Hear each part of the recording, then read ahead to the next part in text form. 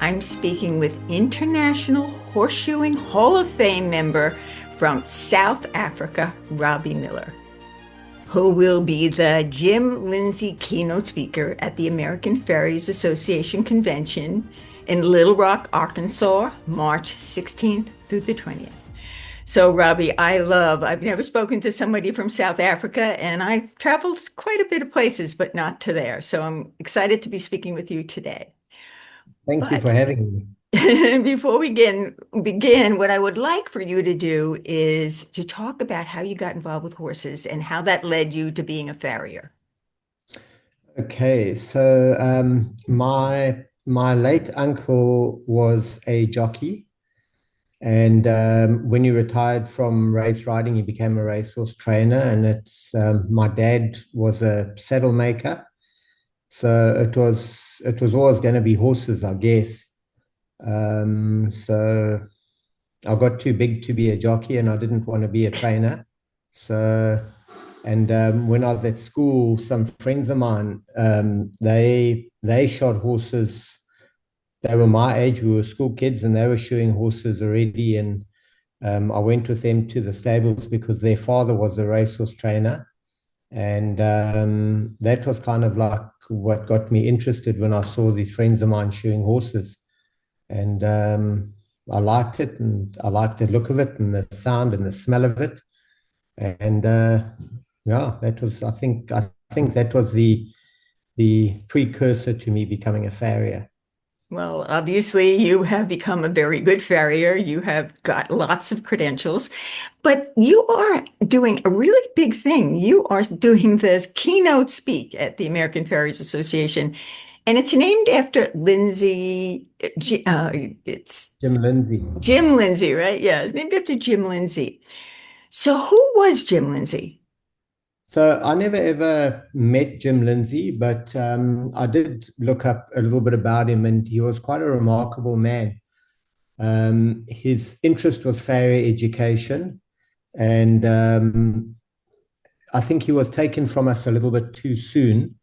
And he's a member of the AFA, and he's always been involved, or he always was involved, as far as I understand. And I must say, I'm quite humbled to be the keynote speaker and to be, for the Jim Lindsay keynote speaker. For me, myself, it's always been about the people that have gotten me to where I am, because none of us does this alone.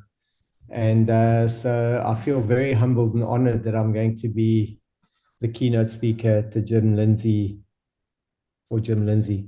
Well, we are honored too to be able to hear you there.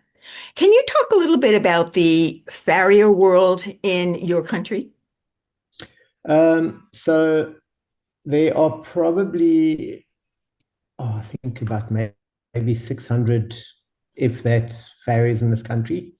So we're a lot smaller than the US, and we're a lot smaller logistically, geographically, and horse numbers wise. So, but yeah, farriery has come a long way in South Africa. We've had a lot of people that we've brought out here that have, gotten the education things going. There's no legislation in South Africa, same as in America. So anybody can just go and pick up a set of tools and go and shoe horses. And we've been sort of trying to push certification and getting farriers to up their game and improve themselves and get themselves qualified. I've been involved with it probably for the last 16, 17, 18 years, just trying to get farriers to improve themselves.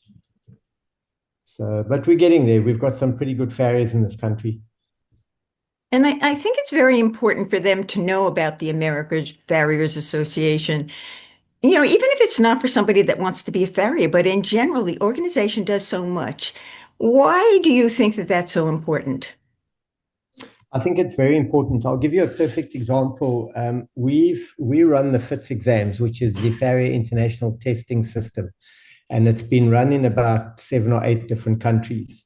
I'm an examiner for FITS, and last year we managed to strike quite a coup in that we got our entry level exam, the certified farrier, to be recognized by the AFA as an equivalent to their CF.